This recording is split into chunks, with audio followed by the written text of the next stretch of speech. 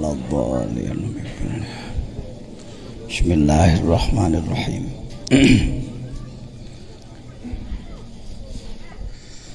Hikmah nomor 1 yang sudah kita bahas bersama adalah bahwa kita harus punya semangat dan tangguh dalam menghadapi segala hambatan. Yang kedua adalah kerja keras supaya tidak cepat lupa tugas mengolah ruh. Barusan sambil mandi saya berpikir dicoba dibuat menjadi sekelumit nadom lah. Kita pakai bahar roja saja, barangkali bisa ditulis Pak Judin. Sederhana aja.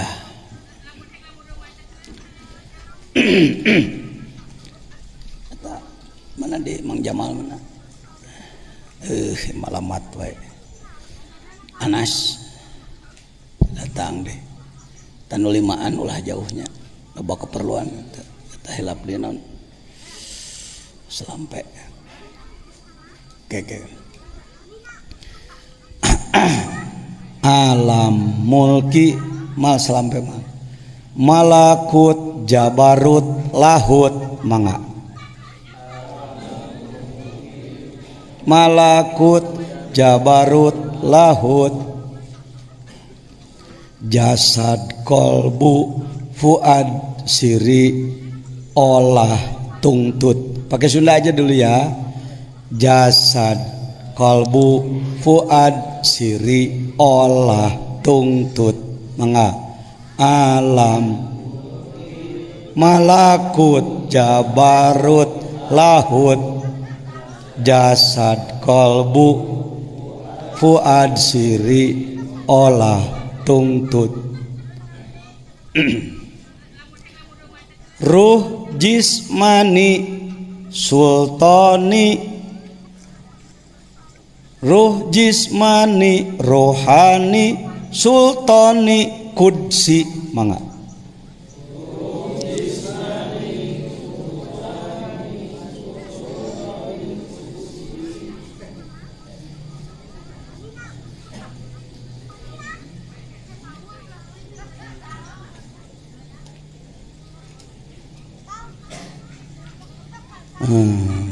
Sultani kudsi.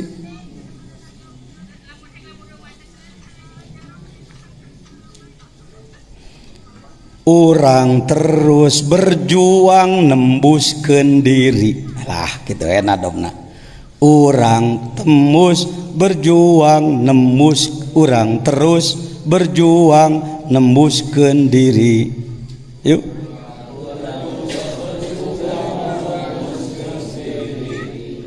Sok sanu nangkep ya.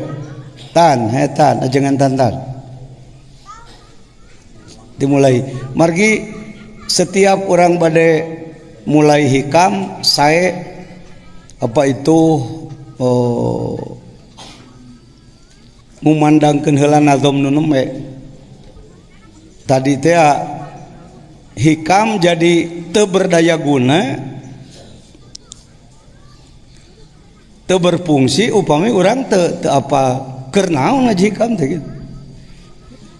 Ketika ngaji hikam teu nganggo wawasan anu nembe, jadi ilmu aksesoris, jadi ilmu hiasan aja Kang Cecep.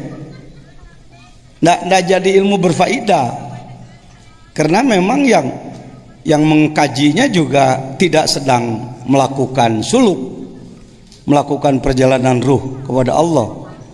Bagi bapak-bapak yang barangkali belum mendapatkan ijazah atau baiat talqin, mudah nanti cuma 10 menit itu. Nanti pada hikmah tertentu bisa jadi halaman 40 hikmah tentang zikir saya menyampaikan itu. Atau di mana aja lah bisa. Yang jelas diupayakan ketika ngaji kita punya wudu ya, punya wudu. Batal wudu, wudu dulu. Air banyak di sini. Tapi diulang ajangan tantan. Ajangan tantan di degrata. Batasan wa. Saya mengistilahkan Uwa aja ya. Orang sini menyebut saya Wahaji. Jadi supaya genah si Uwa lah gitu. Pakai si aja sama-sama aja. Yuk.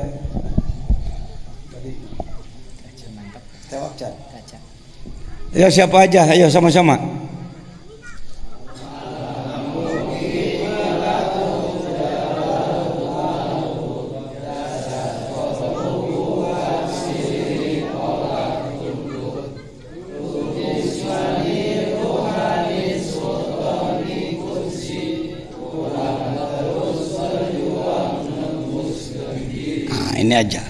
Ini aja cukup modal awal.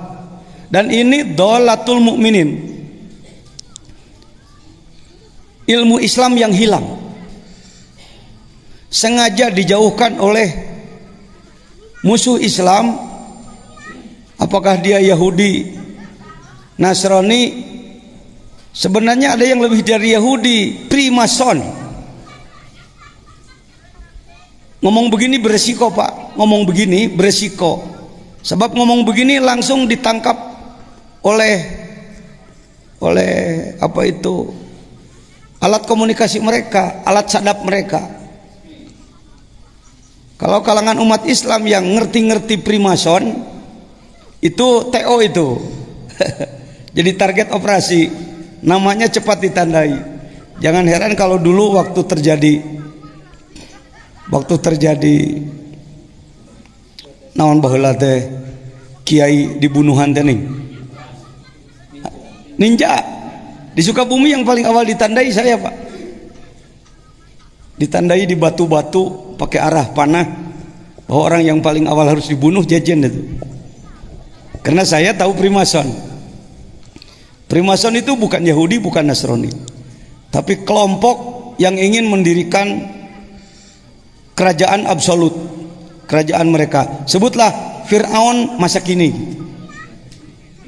Yahudi juga dibenci oleh mereka, Kristen dirusak oleh mereka, Islam dirajatkan oleh mereka. Itu kelompok Primason. Yang paling ditakuti adalah kalau muncul lagi orang-orang yang paham ini. Sebab dalam sejarah dulu yang saya katakan malam, Fir'aun gagah sakti dikalahkan oleh seorang Nabi Musa dengan senjata hanya tongkat gembala kambing. Siapa lagi? Siapa Nabi Ibrahim? Siapa? Namrud atau Numrud, raja gagah sakti, kaya raya, dengan tentara yang sangat kuat, dikalahkan hanya oleh seorang Nabi Ibrahim. Anak muda lulusan Goa, anak muda lulusan Goa.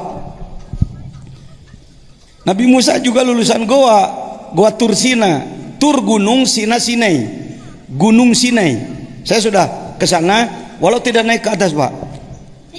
Penting sekelas informasi. Kalau Anda punya uang, usahakan punya uang Pak. Kalau kalimat kalau Anda punya uang terboga-boga seumur-umur. Hati-hati, kita punya penyakit begitu Kang Hamid. Ini tokoh pramuka kita, pengurus Majelis Ulama Kabupaten Sukabumi. Upayakan menabung uang untuk napak tilas sejarah. Ini saya di Uyun Musa.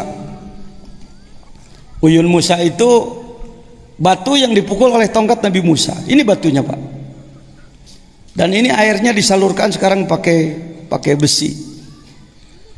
Untuk kesini siapkan uang $2.000 lah, 20 juta Anda bisa kesini. Capek ini. Orang-orang turis biasa nggak sampai ke sini, cuma sampai ke Museum Fir'aun, ke makam Nabi Yusuf, ke Luqmanil Hakim, sekitar Kairo lah. Kalau untuk ke sini kita harus pakai kendaraan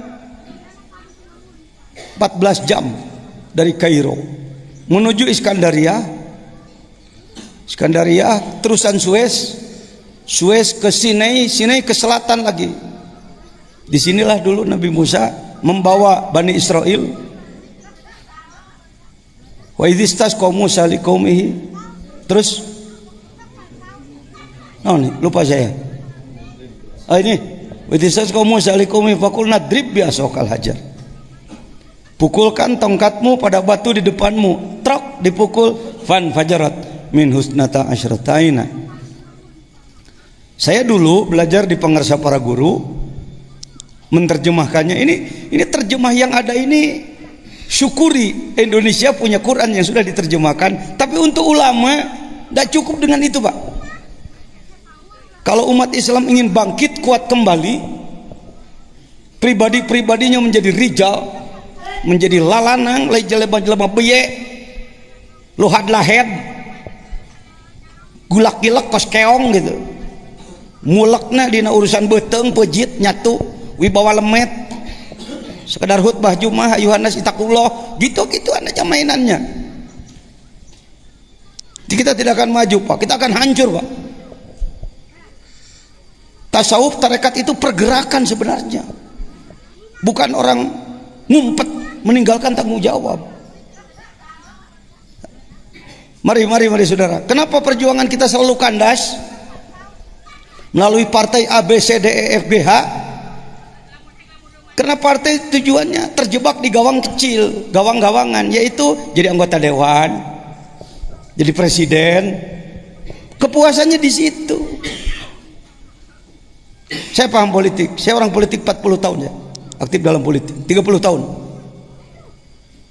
Tapi rata-rata yang dimiliki bukan siasah Islami, siasah klaim Islam. Politik mengklaim nama Islam, jadi dagang politik pakai bendera Islam supaya orang namun gitu tertarik dengan Islamnya. Kenyataannya tidak Islami. Mohon maaf, kenapa Indonesia tidak barokah? Karena pintu langitnya masih tertutup. Tidak ada, maaf saya kalau ngomong langsung serius saja Pak. Karena umat Islam ini kalau nggak dibangkitkan, ngaji alat terus-terusan, pidato di mana-mana, ngaji hararebat, tapi tidak ada pergerakan yang terarah. Hikam untuk itu, Pak. Jadi hikam bukan kitab aksesoris kebanggaan untuk gaya-gayaan, bukan, atau menjadi dongeng semata-mata, tapi kunci kemenangan.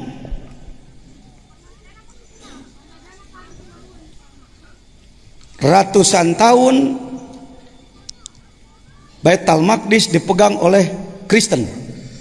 Siapakah yang mampu merebutnya? Sayyid Salahuddin Al-Ayyubi radhiyallahu anhu.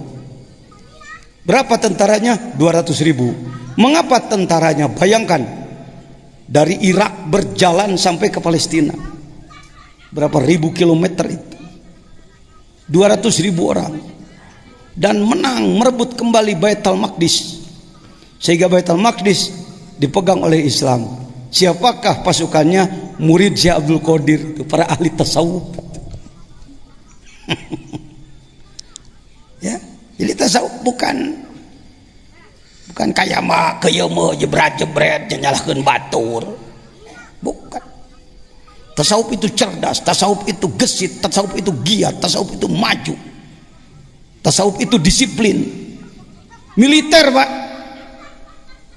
Militer itu militan, militan itu milit itu orang yang ngadarah daging segala urusan gitu.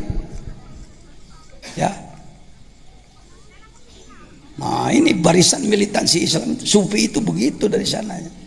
Cuma di Indonesia karena sudah dipukul oleh Belanda dulu, maka tasawuf jadi acak-acakan. Acak-acakan. Itulah batu yang dipukul dengan fan fajarat minhu. Kalau melihat terjemahnya, dan ingatlah ketika Musa memohon air untuk kaumnya, lalu kami berfirman, pukullah batu itu dengan tongkatmu, lalu memancarlah daripadanya 12 mata air. Ini daripada nyahnya ini. Kalau terjemah biasa, nyahnya itu ke batu, maka keluarlah 12 mata air dari batu itu. Saya lihat di batunya cuma 1 mata air. Makanya boleh merujukan nyahnya ini kepada dorbu. Wa idzas qaum Musa likum faqulna drib bi asaqal hajar fan fajarat minhu, saking ye dorbu Opo isnata asrota aina, 12 apane aina mata air. Bahkan para ahli tasawuf, galilah oleh kamu kalimat inti 12 huruf la ilaha illallah, dakadinya hayo dongeng 12 huruf di ditu ceng. 12 apa? 12 mata air. Airnya mengalir aja sampai sekarang. Kumaha carana maneh boga itek nu bisa nenggel kolbu maneh ke bijil 12 sifat tina diri salira. Syekh Abdul Qadir dalam Manqobah disebutkan memiliki 12 sifat yang kalau seluruh air di muka bumi dijadikan tintanya, seluruh kayu dijadikan kalamnya, tidak akan sampai untuk menulis 12 sifat. Bagaimana bisa ditulis wong sifatnya ngalir ti Allah? Mari kita apa itu benda-benda tak bermakna, senal butut, MR butut, kita daur ulang, kita mendaur ulang diri, mengolah diri kembali. Tekudu nepi jadi masinis, jadi penumpang yang baik lah. Mikiran hayang jadi wali mah bisa keburu stres, jadi henteu edan enges. Mending kumaha, jadilah penumpang yang baik. Kereta api itu bisa 15 gerbong kalau ke Jawa Timur. Masinisnya cuma 2, tapi penumpangnya per gerbong 50, 750 orang. Mungkin kita kebagian paling belakang kelas kambing. Dengan kambing, dengan areng, kecelak beletuk benyol. Ditubruk apa? Tubruk kambing, kecelak burusut, arang-arang hitam ke muka, hidung. Sampai di Gubeng, di stasiun Surabaya, kalau penumpang eksekutif dihormati polisi PJKA. Selamat datang Pak, silakan istirahat di ruang eksekutif, air hangat, air dingin, ruang AC, ruang panas, pelayan-pelayan cantik sudah siap di situ. Itu kelas eksekutif. Kelas ekonomi, ya pokoknya lewat dihormati, selamat datang Pak. Kelas kambing tidak punya karcis, dikejar polisi. Maaf karena dalam lidah diri saya ada darah Jawa juga, ada darah Cina, ada darah Jawa, ya darah Arab. Kalau saya dina pribadi cenah cek indung, jadi puntennya mau ngomong nasok rajin si gajah Jawaan lain gagayaan tuh. Ya, hei siapa kamu? Jajan Pak, goblok kamu. Ya Pak, saya goblok Pak. Kenapa kamu benjol-benjol? Kambing Pak. Kenapa kamu kena kambing? Maklum, paling belakang Pak. Gerobak paling belakang Pak. Kenapa kamu hitam-hitam? Areng Pak. Kenapa kamu lari-lari? Takut ditangkap Bapak Pak. Kurang ajar kamu? Ya, saya kurang ajar Pak. Sudah marahnya Pak? Sudah goblok. Ya Pak, saya goblok Pak. Pak ini mana Pak? Gubeng tolol. Ini Jawa Timur, Surabaya. Alhamdulillah, goblok-goblok sampai. Paham? Ini obat putus asa ini. Ini penting, ini filosofi, ini sastra, ini hikam ini yang saya sampaikan. Kita kebanyakan putus asa, nggak mau jadi, karena nggak bisa jadi supir, jadi nggak mau jadi penumpang. Ayo yuk lakukan perjalanan ruh. Oh nggak pantas saya mah. Kalau anda nggak pantas, siapa yang pantas? Orang lain Pak, orang lain sama aja jelek sama saya, sama kita jeleknya. Ketika ditanya nggak pantas juga. Sulit cari bahan baku di dunia ini. Jadi mau daur ulang, MR butut-butut acan. Hei kelompok butut, yang ngomong juga lebih butut dari yang denger. Mari kita olah, kita daur ulang diri kita. Minimal kalau kayak kereta api jadi apa? Penumpang goblok, penumpang paling belakang. Pak, siapa yang nggak kenal Mbah Yai Makhtum Hanan, sesepuh pesantren Babakan Ciwaringin, yang pesantrennya berapa? 30 hektar ya. 30 hektar, santrinya 7.000. Saya sini baru 30 tahun, santrinya cuma 300. Beliau dengan saya. Ketika ada acara di pesantren beliau, apa itu Manaqib Kubro, Saya murid beliau, Pak. Saya belajar silsilah Haramain dari beliau. 20 tahun yang lalu saya datang ijazah pada beliau dan saya amalkan sekemampuan yang ada. 20 tahun kemudian saya datang, ceritanya sebagai Rois Jamiah Thariqah. Jadi beliau melihat saya hari ini, tidak melihat saya dulu.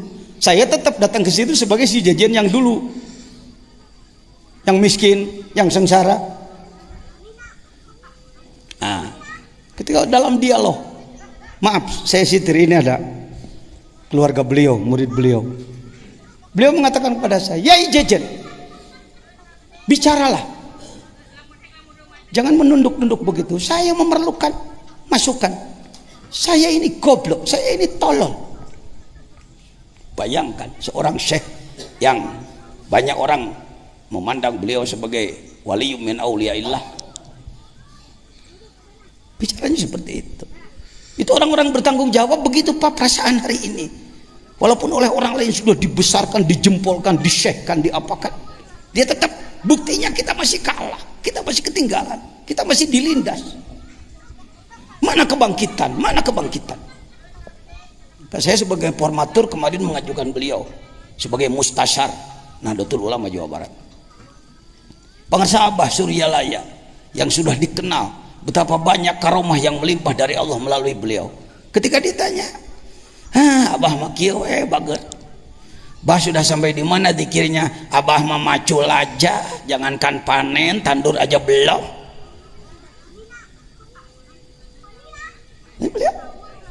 Saya disebut sebagai khodim beliau, wakil beliau bahkan. Kalau ditanya, Abah mah jangankan panen, tandur aja belum. Maka saya sebut dikir seperti kita. Tidak bermaksud merendahkan. Kelasnya kelas playgroup, masih kelas anak TK playgroup, karek sakitu. Kita ini potensial, dalam diri kita ada semua bahan untuk didaur ulang, potensinya ada, tetapi punya pembimbing yang faham apa enggak. Syukuri kita bisa belajar kitab, ilmu-ilmu pada pengarsa para guru, Quran, hadis, tauhid, fikih, tasawuf, nahwu, sorof, ma'ani, bayan, badi, makulat, wadu, istiqoq, munadharah, mantik. Kata orang saya dianggap lulus dalam ilmu-ilmu tersebut, sehingga diizinkan buka lagi pondok, dan banyak nih antara lain alumni-alumni yang jadi kelas kiai, punya pesantren lagi. Tetapi untuk roh saya sendiri masih mentah. Itu yang saya sampaikan tadi malam. Saya ini orang sakit tapi sadar dirinya sakit, jadi mau masuk rumah sakit gitu. Ada harapan sembuh mudah-mudahan. Mari kita semua jadi orang-orang sakit yang diobati, ketimbang jadi orang sakit merasa sehat. Orang gila merasa sehat, maka tidak akan sembuh-sembuh. Mari kita perbaiki diri. Ya Pak, saya sering ketemu dengan ulama-ulama besar. Syekh Maimun Zubair, ya, di Tuban ya, Tuban apa mana? Tuban betul. Pondok apa? Larang ya, di Rembang. Ketemu dengan saya di Mbah Hasyim Muzadi di Jakarta. Yai bagaimana? Beliau katakan, Kiai gimana gitu. Di kelas-kelas dianggap high class sekarang, dianggap alim besar sekarang, sebenarnya kami masih mengeluh-ngeluh. Sebab kalau seperti perang, kita ini sedang di pojokan, terus dihantam. Bapak di otak atau di meja jangan lepas dari globe. Lihat saya peta saya di atas, peta dunia, globe di depan saya. Kemana? Dulu dari mulai Rasulullah satu orang sampai tersebar menjadi miliaran umat Islam di dunia. Selalu menang. Ya, selalu dakwahnya tembus. Dari mulai sini ke utara terus ke sini, ke Syam, Irak, Iran, terus sampai ke Indonesia, terus ke sini ke Afrika, terus Tunisia, Libya dan lain-lain, nembus ke Amerika, nembus ke wilayah Rusia ke sini. Imam Bukhari kan termasuk. Bukhara adalah Uzbekistan, itu termasuk wilayah yang dicengkram oleh Rusia. Jangan merasa Bapak, tama omongan politik, Pak Jejen itu perlu, tama bukan agama, tama dunia. Ini kita ini sering begitu. Ini namanya pasukan mati rasa. Begitu orang menyerang, akeun hege kumaha we, hek paeh di mana kerajat kumaha akang we. Coba kalau Anda nonton perang tentaranya seperti itu, Anda matikan TV-nya pasti. Wah, film goblok ya, Pak. Tentara tolol. Yang begitu itu kita. Kalau kita ngomong Bani Israel tolol, Bani Israel ngaco, Bani Israel, yang kaya Bani Israel itu kita. Alam taro ilal mala'i min Bani Israel. Karena di sini tiap pada asar kan kita baca ayat 5. Idh qalu nabihim ib'ats lana malikan nuqatil fi sabilillah. Qala hal asaitum in kutiba alaihim qitalu alla tuqatilu. Qalu wa malana alla nuqatila fi sabilillah wa qad ukhrijna min diyarina wa abnaina. Falamma kutiba alaihimul qital tawallau, kok yang disebut nage tawallau lain guguyon kana Quran. Ingin menegakkan agama, ayo Nabi, kami ingin perang, atel ya lengan hayang diadu. Yuk tegakkan agama, yuk. Apa betul hal asaitum? Apa betul? Bagaimana kalau datang perintah perang lalu kamu ternyata tidak? Malana ala nukutib laswillah. Bagaimana kami mengelak? Kami sudah keluar dari rumah, sudah berangkat dari rumah masing-masing, senjata sudah kami sandang, kami siap untuk jihad fi sabilillah. Wa qad ukhrijna min diyarina wa falamma kutiba alaihimul qital. Ketika datang perintah perang, yuk, sudah datang perintah dari Allah untuk kita perang melawan orang lain. Saat itu Yahudinya Yahudi benar. Yahudi itu sebagian mengatakan Yahoda. Yahoda adalah kakak Nabi Yusuf. Sedangkan Israel adalah Nabi Yakub. Saat itu Yahudinya Yahudi benar, Samawi. Ya, Israelnya Israel Yakub. Jadi Bani Israel itu marga. Kalau kayak kita si Manurung, si Hombing, si Lintong, si Torus, ya, dan lain-lain. Tawalau. Ketika datang perintah perang, puntennya, soalnya kan korma saya sudah mau matang, jadi saya tidak bisa berangkat sekarang nih. Saya mau ngurus dulu korma. Waduh, istri saya mau melahirkan. Mohon maaf ya, saya tidak bisa. Akhirnya yang berangkat sedikit. Ulama hari ini sifatnya seperti itu. Jangankan masyarakat, ulama. Saya 30 tahun jadi pengurus majelis ulama. 2 periode menjadi ketua umum.